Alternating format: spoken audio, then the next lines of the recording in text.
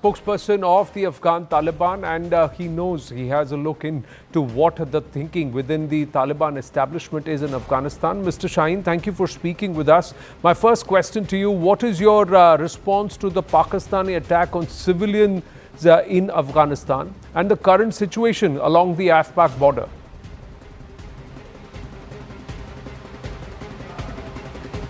First of all, I would say we were not the first to attack. They attacked Paktika province in the east of the country. We retaliated. Okay. Secondly, they bombed civilian areas, which led to casualty among the civilians, and more than 100 were injured and tens of them martyred. So this, I think, this very atrocities against humanity to target civilian people. Well, you're also the Taliban ambassador to Doha. We come to the Qatar aspect in a bit, but Pakistan is actually claiming that their strikes have been anti-terror. But now Taliban, and there are pictures and images coming through where women, children have been killed. How does the Taliban government look at this, and what will be your response? Because this is a direct attack at civilians. This is not an anti-terror strike. Yeah, it is a direct assault on the people. You may have seen the videos, and all the people saw the videos. They were not military people, but civilian people. And what they say, they claim is not true. Of course, we do not target civilian people. Even across the border, they are from the same tribe, people.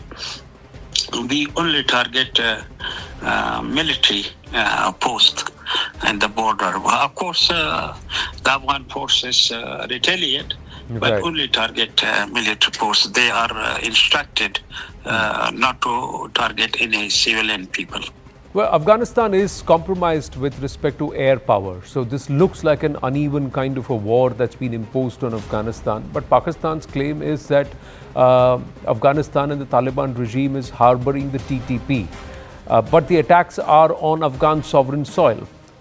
How would you look at it? And is this with your consent, or is this without your consent? I think first of all, they should bring solid proof. In order, if there is anything, they should have proof, not claims, because claims are not true. Anyone can claim many things, but it needs to be proved. Secondly, when there is a delegation from the government side, from Pakistan civil government side in Kabul, at the same time they many times bombed our eastern provinces in Afghanistan. So it means that they do not believe in diplomacy. Otherwise, how it is possible that their delegation is in Kabul, the capital city, at the same time, simultaneously, they bomb the territory of Afghanistan, they violate the territory of Afghanistan.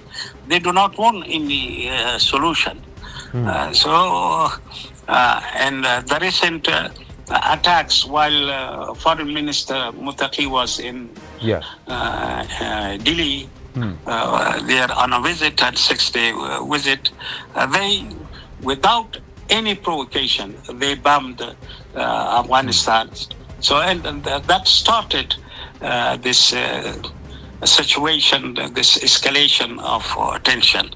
So one can understand and evaluate what they want, what they have the strategy. Are they for a solution of issue, or only they want to put pressure on Afghanistan through military means or to forced expulsion and repatriation of refugees and others. These are, pressure tactics with the Afghan people have not accepted and will not accept. Right. So you're not accepting the pressure tactics. Clearly, Khwaja Asif making no bones that they're not happy with Amir Khan Muttaqi visiting India, and they seem to have a problem with that.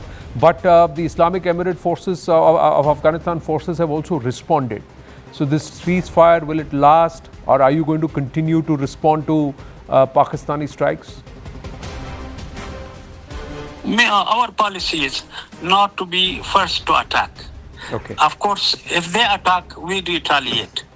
If they in future, even in future, if they attack our territory, our side, of course we will retaliate and defend our territory. But Mr. Shine, what's changed over the last 4 years? Because 2021, Pakistan was seen as a pillar of support. Now this is open hostilities. What has changed? We are an independent country. We want to have a good relation with Pakistan, but as independent country, we want to have business trade with them, and we are open to investment, which is good for both countries.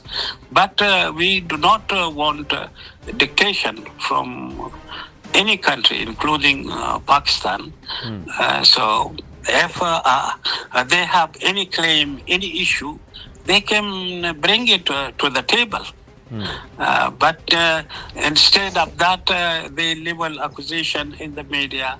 They resort to military assault. That would provoke retaliation, not a solution.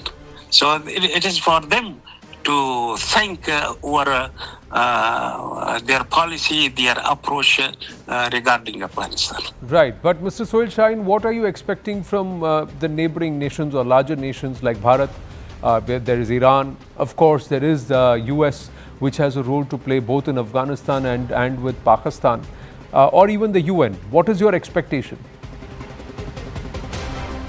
Yeah, sure. They should play a role. Because we are building Afghanistan from scratch. We are focused on, creating job opportunities for our people. We are focusing on poverty reduction. In this critical time, and someone is resorting to military assaults against Afghanistan and to compelling refugees in Pakistan to return to Afghanistan in order to stop the economic progress, and because in that case we have to spend on the returning refugees. So there is a role for regional countries and also UN to play a role and tell them that such tactics of pressure is illegitimate and will not have consequences, good consequences, except grave consequences. So you want the larger neighbors like Bharat and Pakistan, and also the bigger stakeholders like America and the UN to bear down upon Pakistan and back off, because there is an impending humanitarian crisis, and Pakistan clearly is flirting with the lines of convention and also a certain level of military decorum. But it all seems to stem from Amir Khan Muttaqi's visit to Bharat. Pakistanis don't seem to like it. But how do you see this visit from a Taliban and an Afghanistan point of view? I think it was very constructive, fruitful, and significant in terms of starting a new era of relation between Afghanistan and India. So it is first step, and we expect that board delegation will visit capitals of each country, and which each day will strengthen our relation in various fields. Well, let's hope because Afghanistan, and there is an expectation towards moderation and also overall inclusion of all Afghan people in the process of taking Afghanistan forward. And if there is a step towards moderation and greater cooperation, people to people, we'd look forward to it and welcome it, Pakistani opinion notwithstanding. So, Shine, thank you for speaking with us. Thank you.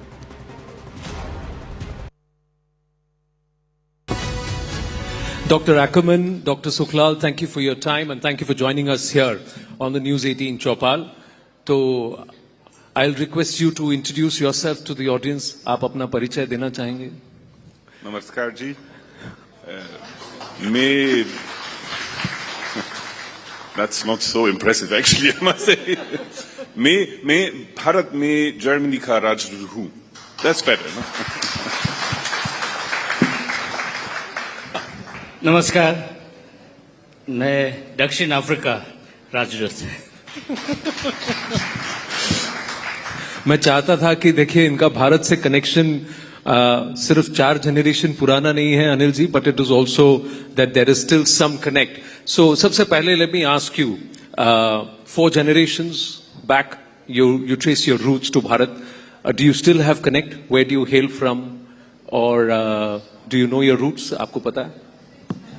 Well, I think I'm very fortunate to be sent by my president, South Africa's ambassador to India. My roots are here. The Indian community of South Africa goes back to 1860 under the British indenture system, which is my history. So my great-grandparents left a village somewhere near Varanasi. I've identified the village, and next month I'm going there to look, to find out where my roots are. So in 1892, my great-grandfather left India as an indentured laborer to go and work on the sugar plantations in South Africa. And here I am, part of that history that left India, and I'm very pleased. I say that South Africa is my Janma Bhumi, India is my Karma Bhumi. Lovely.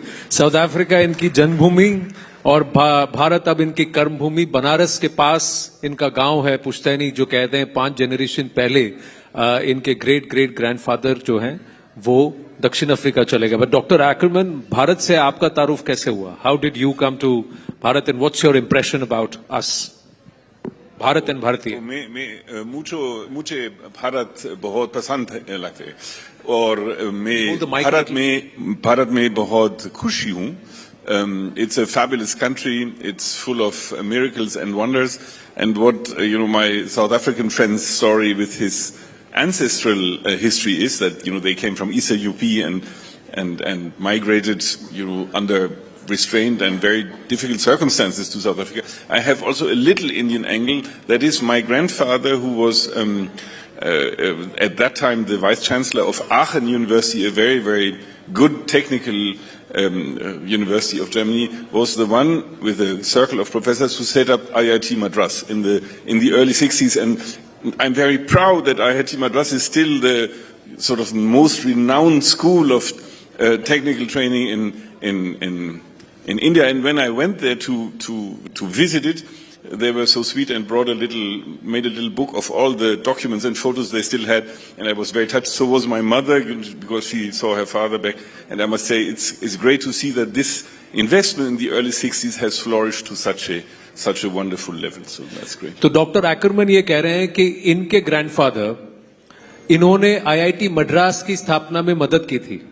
तो अगर आप IIT Madras जाइएगा आज, तो उनके heritage centre में इनके grandfather की तस्वीर वहां पर है as one of the founders of and the first academic team जो आई थी आईआईटी मद्रास की स्थापना करने में. और आज आप जानते हैं कि भारत का सबसे प्रीमियर इंस्टीट्यूट माना जाता है IIT Madras. And doctor Ackerman, I must tell you, just recently I was at IIT Madras and I saw the pictures. Good. I'm happy to see that. Hear that. It's a wonderful school, and when you go, you feel it's a top-notch school. I would recommend every German students to go and spend some time there, because it's cutting edge what you get taught there. Okay, now let's talk some shop. Bharat ka connection ho gaya. Now let's look at Anil ji. How do you view BRICS? And when Donald Trump says BRICS is non-funked, BRICS does not work, what is your view? Or what is South Africa's view? Well, I think BRICS is a reality of the current global order. And when someone says it has no relevance and it's fracturing, it means they're afraid of that structure. And I think that's a positive thing. Look, BRICS, if you look at why BRICS was formed and the environment in which it was formed, it's because of the manner in which the global polity has been functioning since the United Nations system was created. We celebrate the 80th anniversary of the UN this year, but actually there's nothing to celebrate.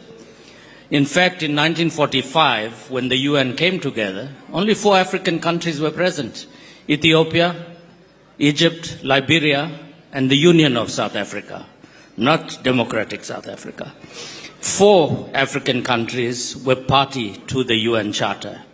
So yes, it was necessary, given what had happened, the Second World War. We needed a global architecture based on the rule of law and based on the UN Charter.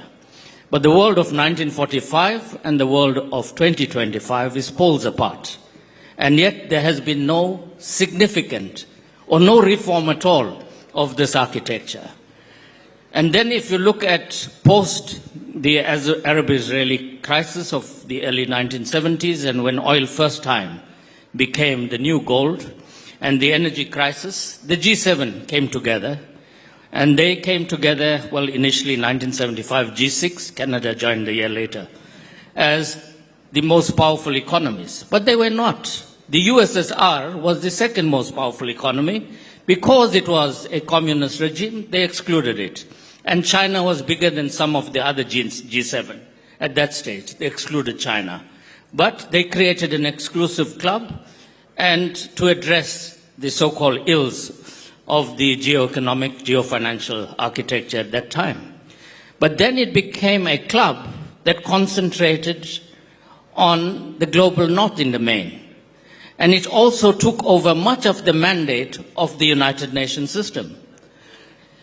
What you saw at the turn of this millennium, which the 1998 World Bank report alludes to, is a new development in the global south. The global south was starting to rise. Countries like China, India, Brazil, even in Africa, we transformed from the OAU to the African Union. So the south started rising, and countries of the south recognized that there was no voice to deal with issues pertaining to 85% of the global population.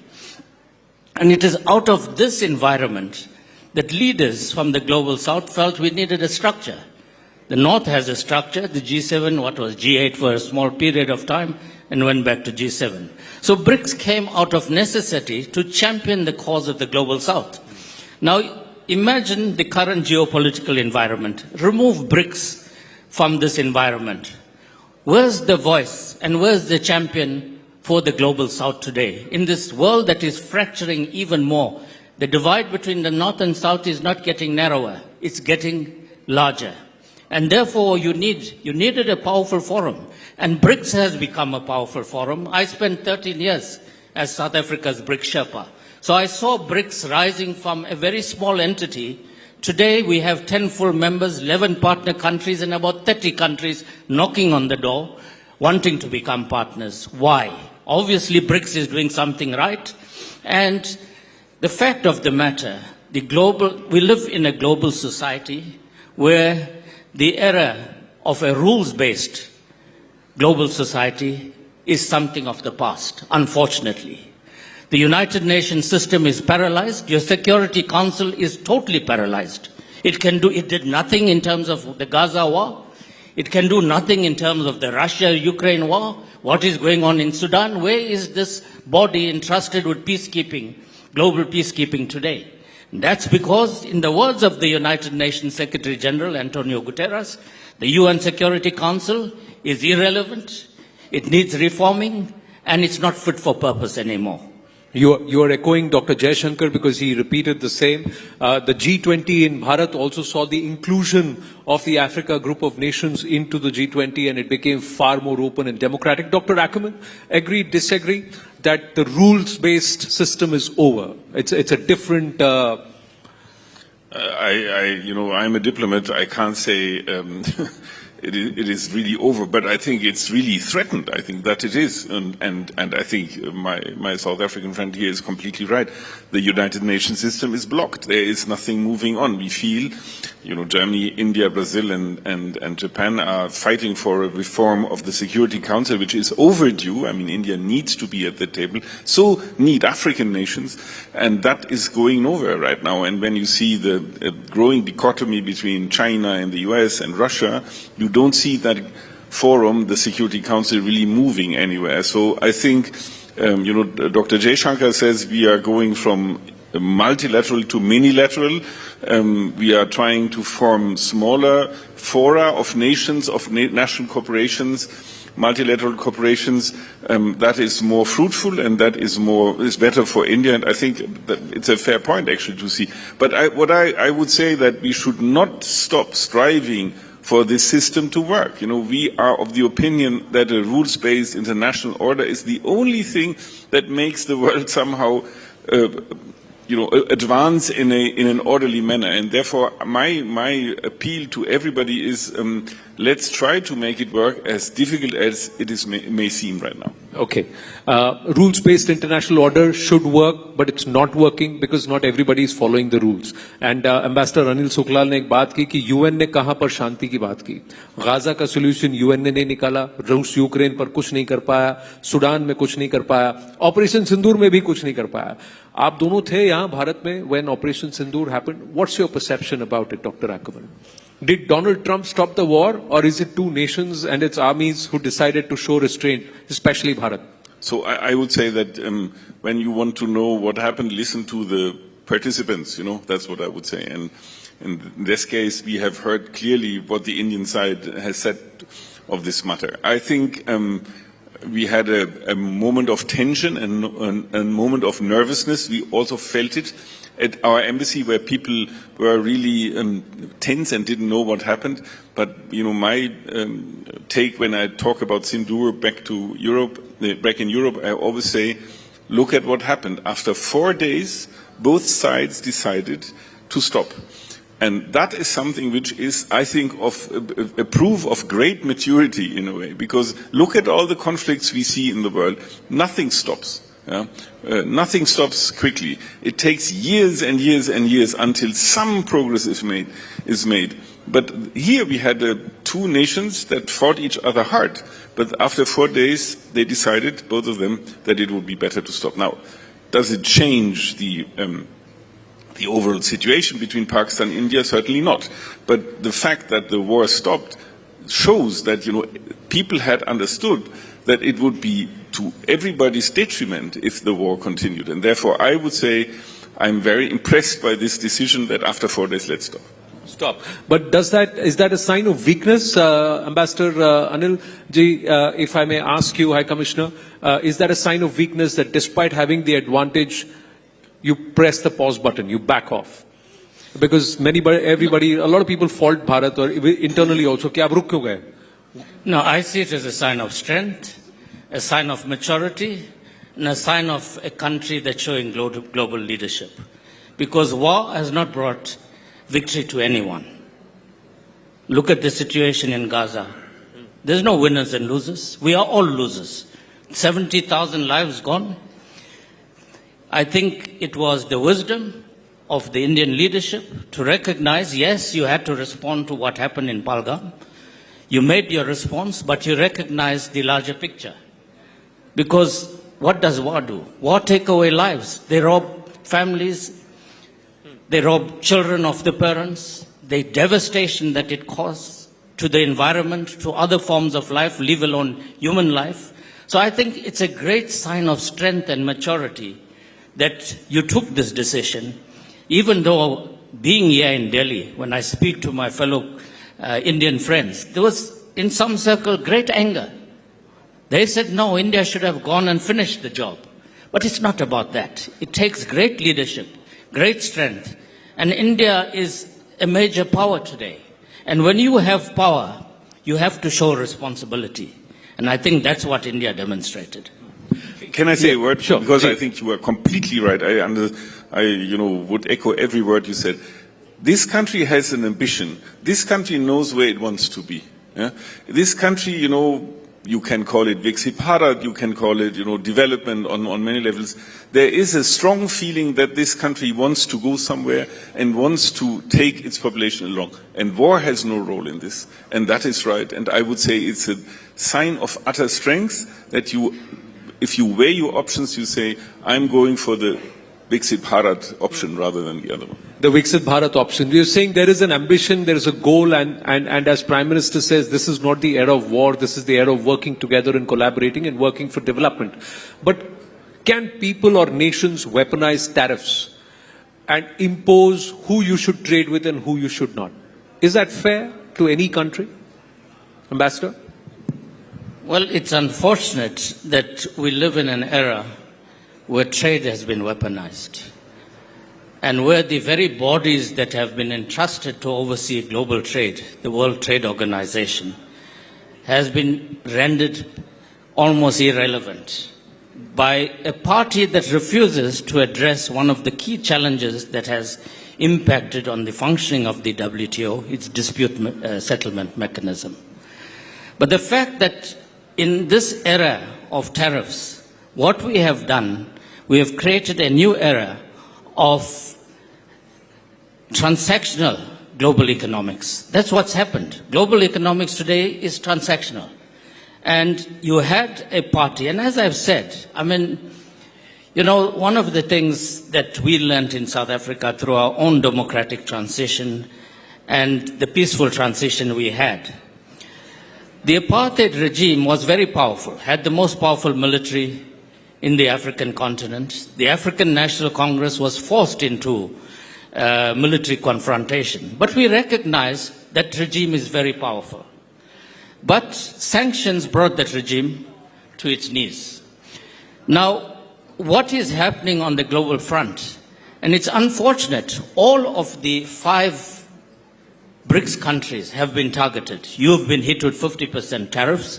Russia is already under sanctions. Brazil has been hit with heavy sanctions. South Africa, highest sanctions in Africa, 30%. And the whole thing is directed against those countries of the global south that actually matter. China is being threatened with 100% tariffs. And it is these countries who should be working collectively with our partners from the global north. And I'd like to say our partners from the global north are in a very difficult position. I've never, in my over 3 decades as a diplomat, seen a head of state come and chastise another head of state. That's just not on the cards, and that's not how we behave in terms of creating a more inclusive global order. So tariffs is being used. Unfortunately today, power and might is right. That is the norm today. If you're powerful, you flex your muscles. Leaders are afraid. Last week, to give you an example how the G20 is being undermined. Last week, South Africa hosted the G20 trade ministers meeting. Yes. Do you know how many ministers were present at that meeting? Because your trade ministers meeting is one of your most important meetings. Why was the G20 created? To address the economic and financial fault lines post the 2008 crisis. There were 6 ministers there.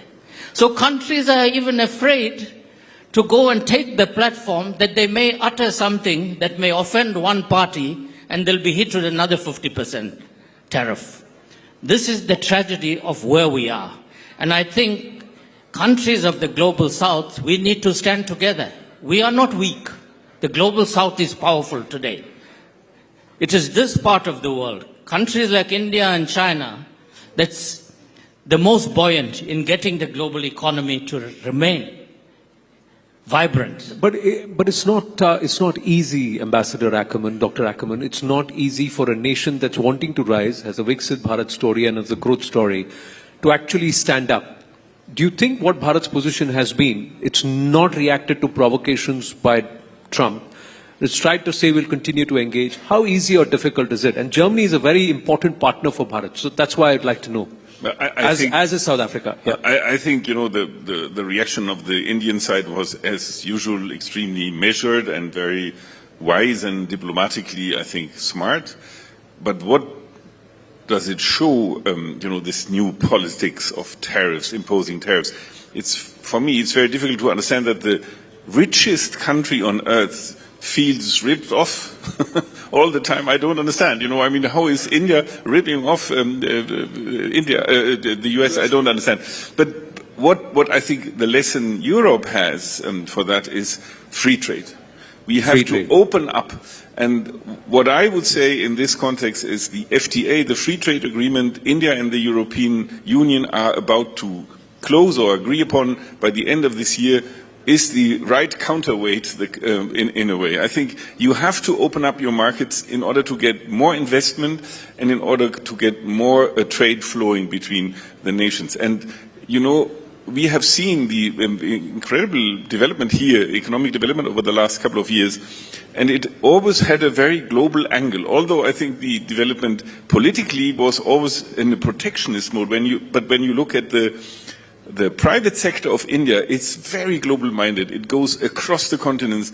And therefore, I think this FTA, and in a way Trump helps here, I would say, is very, very important to conclude by the end of this year. So I'm very happy that we have made progress. And I think both sides, the European side and the Indian side, are determined to come to an agreement that will certainly change the way Indian business is moving ahead and abroad, and European business is moving into India.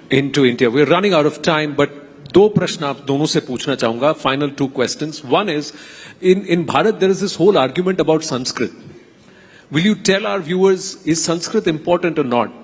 So we in Germany, we have, or in Europe, I would say, we have two old languages that are not alive anymore: ancient Greek and Latin, and there are schools, and I went to such a school, that teach very thoroughly Latin and Greek. So I had 9 years in my school time, I learned Latin. It was the basis of all my language knowledge that I have now. So it is an excellent basis for understanding how language works. The thing is, in India, of course, that every Indian is multilingual. You speak English, you speak Hindi, you speak certainly not another Indian language, an Indian official or non-official language. And that makes it sometimes a little difficult to understand why you should put Sanskrit on top. But I would say a Sanskrit education is education that shows you where your language comes from and is helpful in acquiring the knowledge of other languages. In my country, there is an old tradition of Sanskrit, funny enough, but there was in the 19th century already, there was a love for Sanskrit, and there is an old tradition of what we call Indology, which is Sanskrit studies in Germany. So when you want to become a Sanskrit scholar, Germany offers quite a lot of possibilities. देखिए, संस्कृत हमारी भाषा है, लेकिन Germany में Indology और आप वहाँ पे मेजर कर सकते हैं. But I believe a lot of our old texts are also there in the German libraries. We have a very good collection of Sanskrit texts, which we share very happily with the Indian side. We have very good academic connections between Indologists in India and in Germany. And I think it is one of our bonds, as you rightly say, between Germany and India, that we have this academic tradition, the love for this ancient India, which we share. True. Anil ji, final question to you. Kashi Vishwanath कब जा रहे हैं? Kashi Vishwanath कब जा रहे हैं? Darshan. I've already been there. Twice, and I will go again next month. Lovely. Thank you, Ambassador Anil Suklal and Ambassador Dr. Ackerman. Thank you very much, Dr. Philip Ackerman. Thank you so much.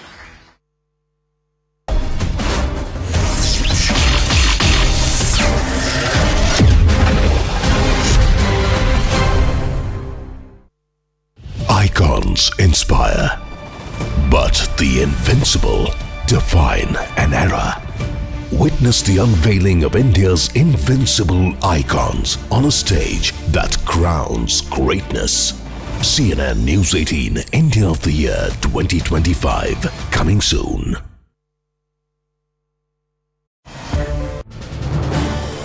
This is News 18 Network.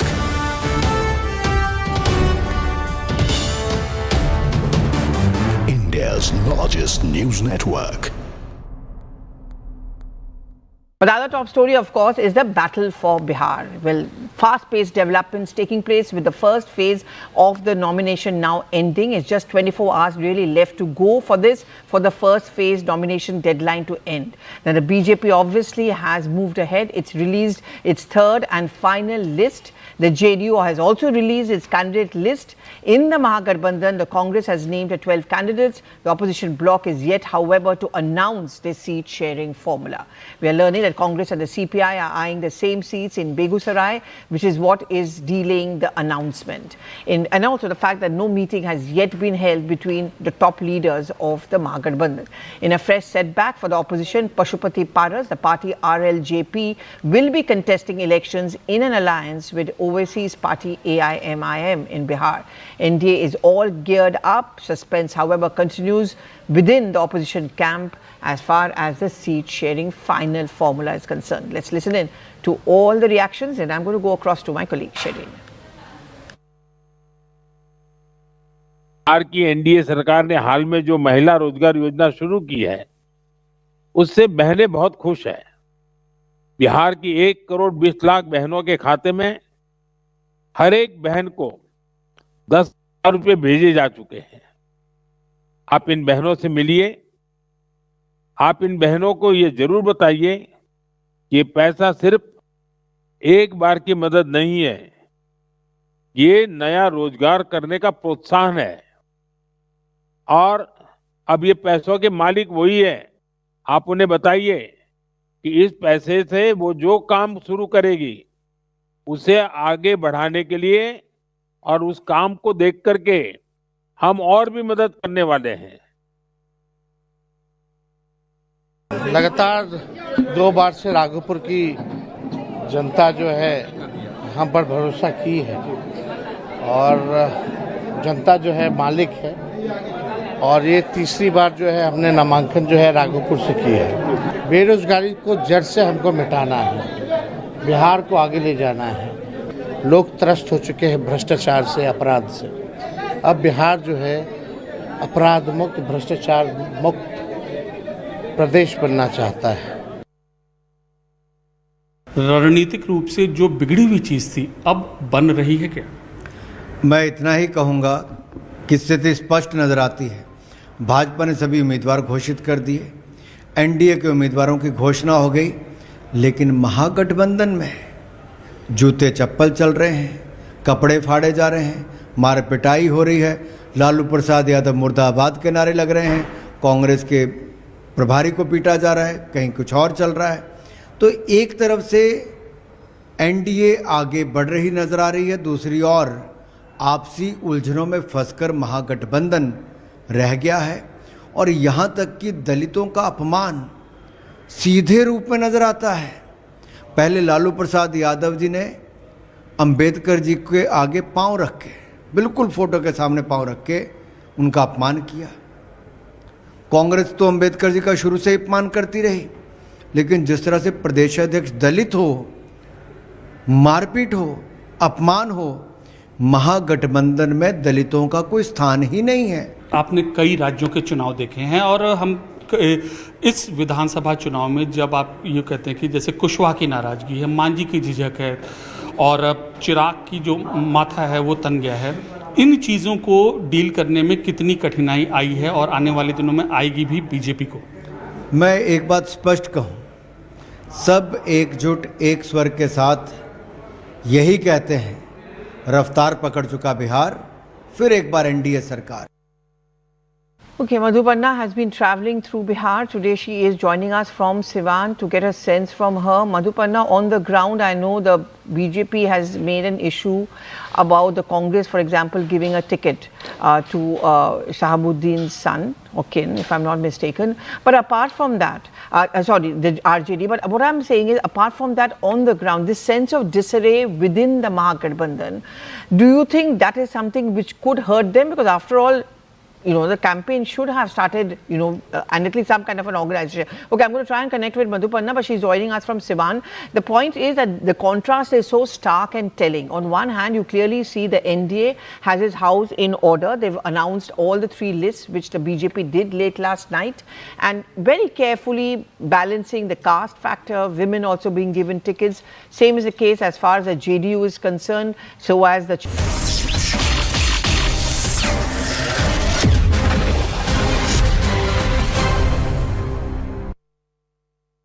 In a major breakthrough, the Maharashtra Cyber Cell has uncovered what is being described as India's largest digital arrest scam, in which a prominent Mumbai-based stockbroker was duped of 58 crore rupees. This was done by a gang impersonating central investigating officers. According to officials, conmen allegedly digitally arrested the victim by threatening him over video calls. The accused, posing as officers of the Central Bureau of Investigation and the Enforcement Directorate, threatened the stockbroker with claims that his assets and bank accounts would be frozen if he did not comply. Terrified by these threats, the stockbroker reportedly transferred 58 crore to the scammers through 18 different bank accounts from across different states in the country. Acting on intelligence inputs, the cyber cell officials traced this money trail. They've arrested 3 individuals so far who are believed to be a part of the racket. Officials are now probing the matter, suspecting that this gang has an extensive network operating not only across India but on foreign soil as well. Efforts are now underway to identify and nab the remaining members of this larger nexus. The case highlights the growing menace of digital arrest fraud, which is a form of a cybercrime where victims are manipulated through fear and impersonation of law enforcement officers. It also serves as a reminder for citizens to remain cautious against these digital threats. So let's put this in perspective. What exactly is a digital arrest?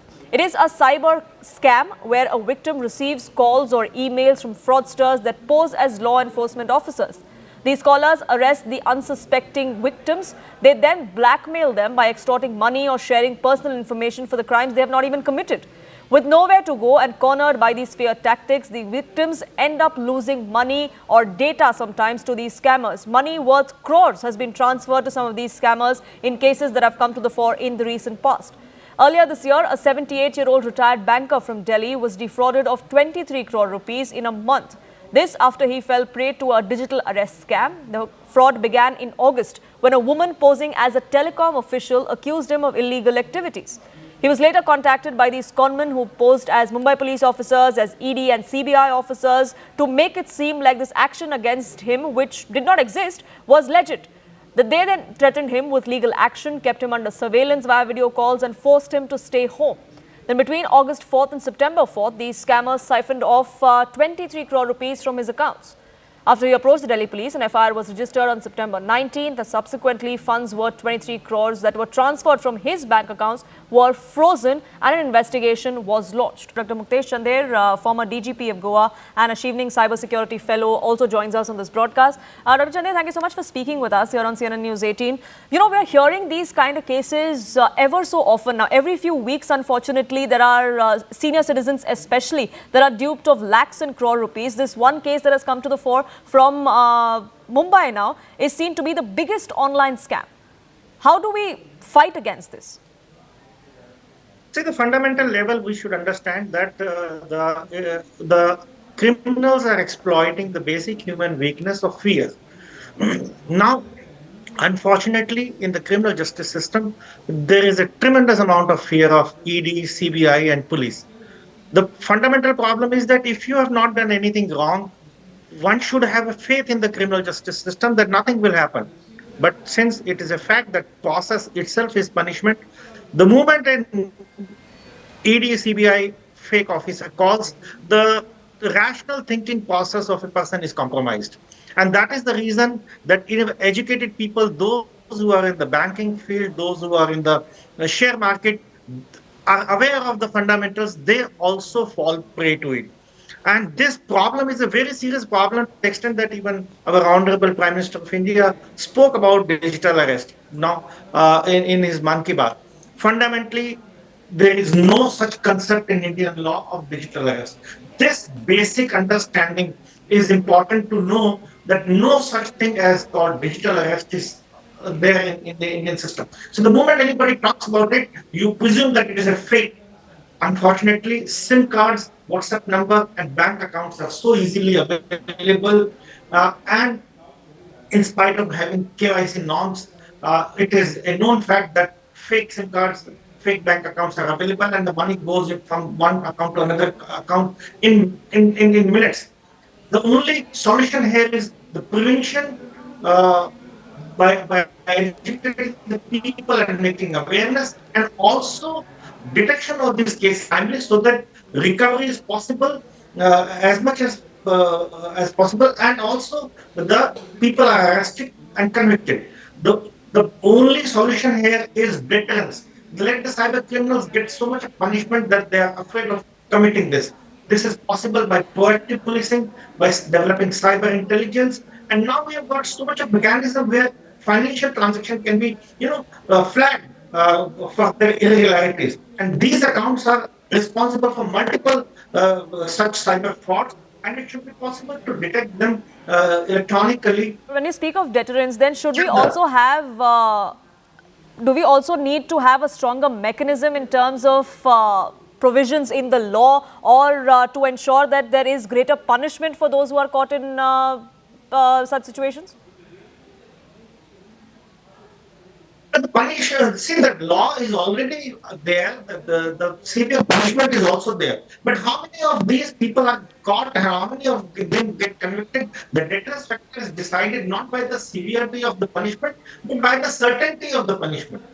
So that is the important angle. And in most of the cases, we see the victim is in one place, the criminals are at another place, the bank accounts at all over India. And it is a maze which is so difficult for even a police officer to chase all around.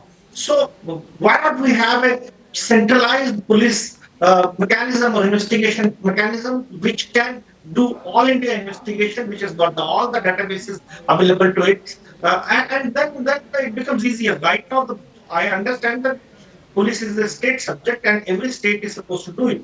But the peculiar nature of cybercrime is such that at some point of time we may have to think of a centralized investigation mechanism like CBI, maybe for a particular amount. Beyond that, if it is their cybercrime, it goes into the jurisdiction of the central agency.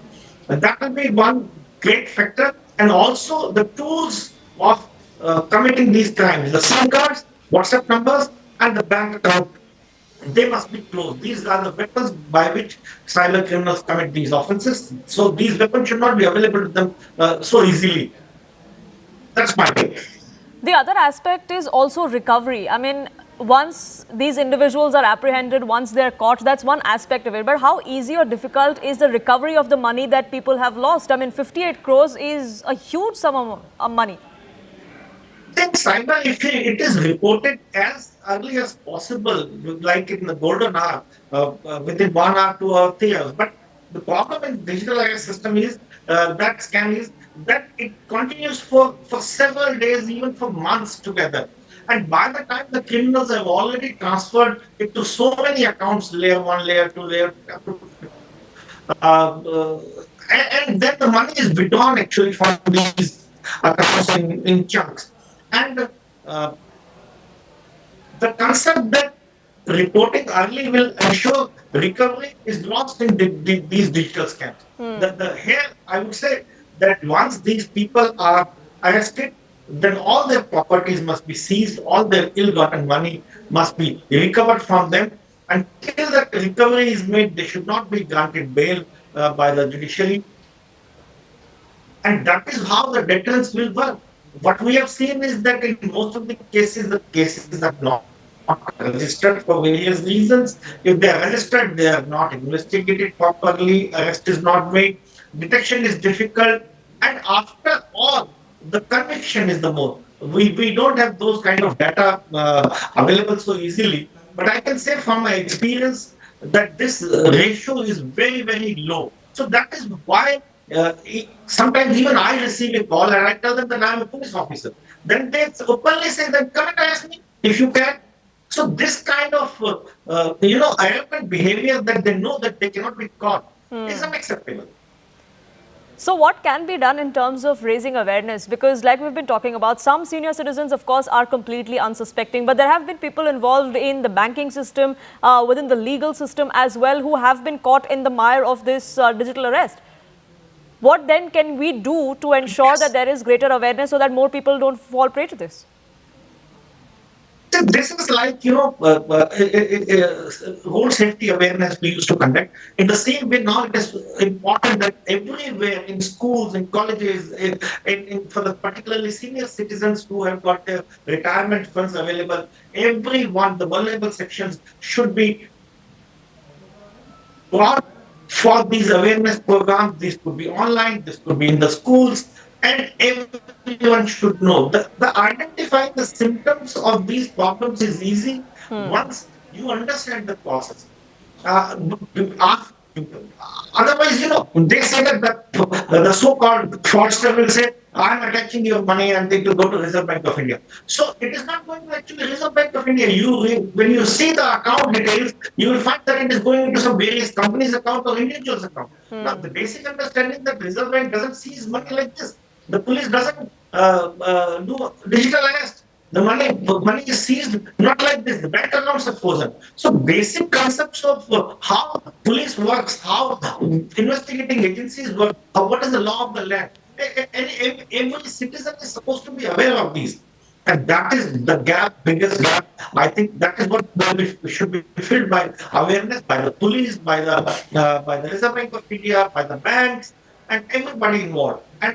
And finally, if you are in the trouble has started, you can always take help from calling 1930 or from some friend or from your bank manager or from your friend. At least one of them would be aware of this issue and he will guide you accordingly. What we have seen is that in these cases, the stock brokers have sold all their stocks. They could have spoken to the stock broker himself. And somebody will be aware that there is a big scam going on and he will caution him. And that's the most unfortunate bit, that even though there are some awareness campaigns that are already running, unfortunately people are still falling prey to it. We do hope that that is scaled up and that there is greater deterrence within our legal system to ensure that this is stopped before it gets out of hand completely. But Dr. Muktesh Chandar, thank you so much for speaking with us here on CNN News 18 and sharing your perspective with us.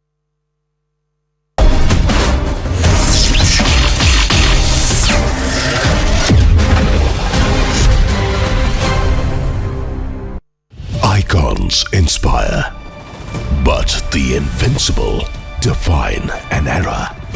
Witness the unveiling of India's invincible icons on a stage that crowns greatness.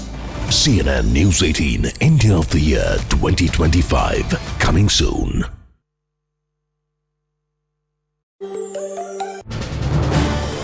This is News 18 Network.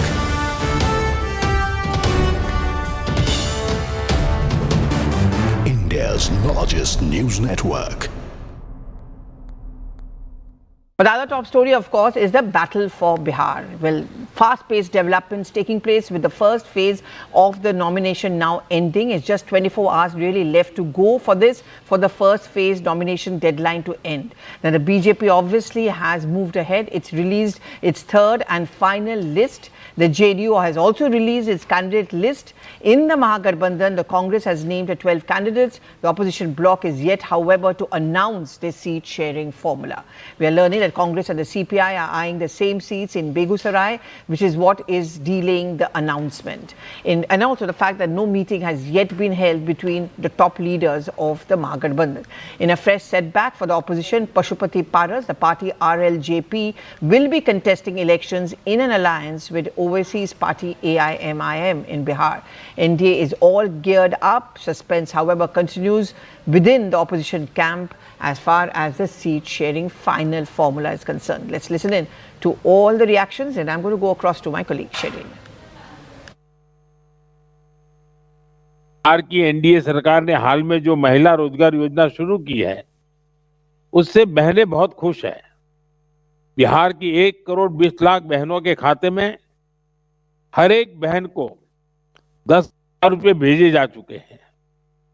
आप इन बहनों से मिलिए, आप इन बहनों को ये जरूर बताइए कि ये पैसा सिर्फ एक बार की मदद नहीं है, ये नया रोजगार करने का प्रोत्साहन है और अब ये पैसों के मालिक वही है।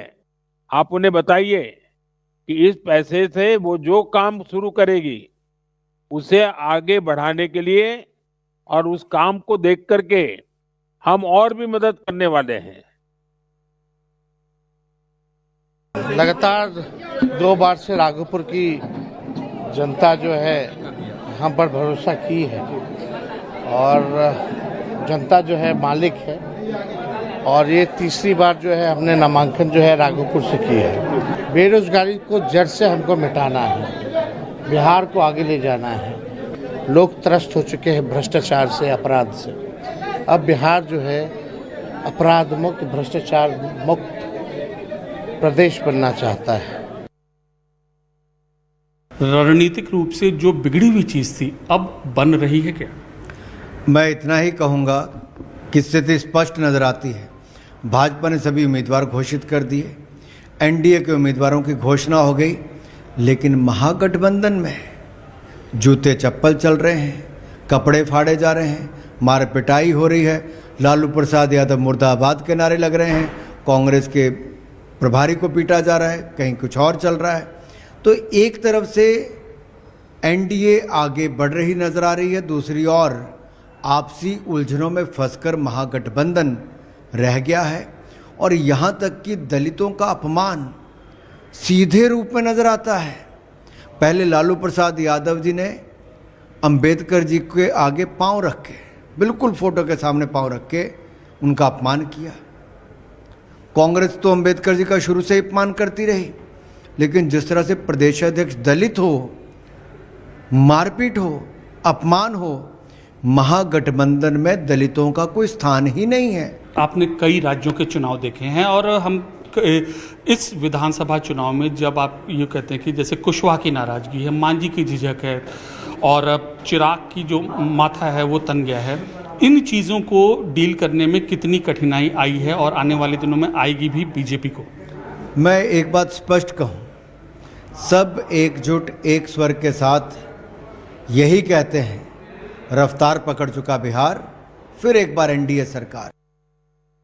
Okay, Madhupanna has been travelling through Bihar. Today she is joining us from Siwan to get a sense from her. Madhupanna, on the ground, I know the BJP has made an issue about the Congress, for example, giving a ticket to Shahabuddin's son, okay, if I'm not mistaken. But apart from that, sorry, the RJD, but what I'm saying is, apart from that, on the ground, this sense of disarray within the Mahagathbandhan, do you think that is something which could hurt them? Because after all, you know, the campaign should have started, you know, and at least some kind of an organization. Okay, I'm going to try and connect with Madhupanna, but she's joining us from Siwan. The point is that the contrast is so stark and telling. On one hand, you clearly see the NDA has its house in order. They've announced all the 3 lists, which the BJP did late last night, and very carefully balancing the caste factor, women also being given tickets. Same is the case as far as the JDU is concerned, so as the Chirag Paswan party is concerned. Their leaders are already on the ground. The BJP leaders have their charts chalked out for them.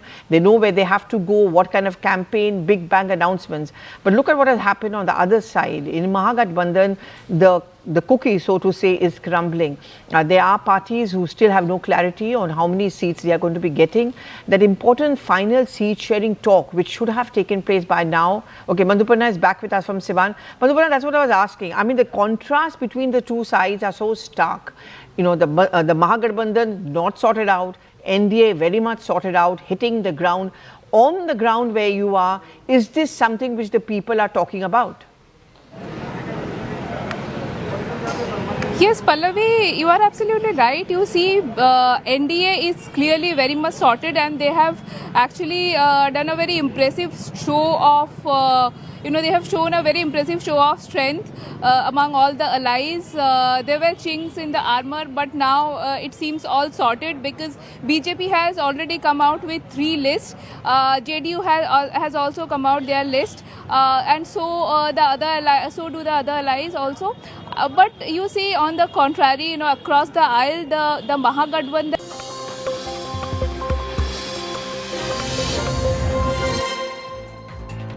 Good evening, you're watching Brass Tacks. I'm Zaka Jacob. We're starting off the show with some breaking news, and this is a huge development in the ongoing war between Afghanistan and Pakistan. For the first time since the airstrike against the TTP chief Nurwali Mahsood last week, now we have video proof that Nurwali Mahsood is alive and kicking. This is the first video that he has put out officially, and which proves that not only is he alive, not only has he survived the assassination attempt, the blatant assassination attempt by the Pakistan Air Force, which was carried out on a safe house in eastern Kabul last week, but he is also claiming in this video that he is currently inside the Khyber Pakhtunkhwa region of Pakistan. This is on the border between Pakistan and Afghanistan, where for the last week there has been a full-blown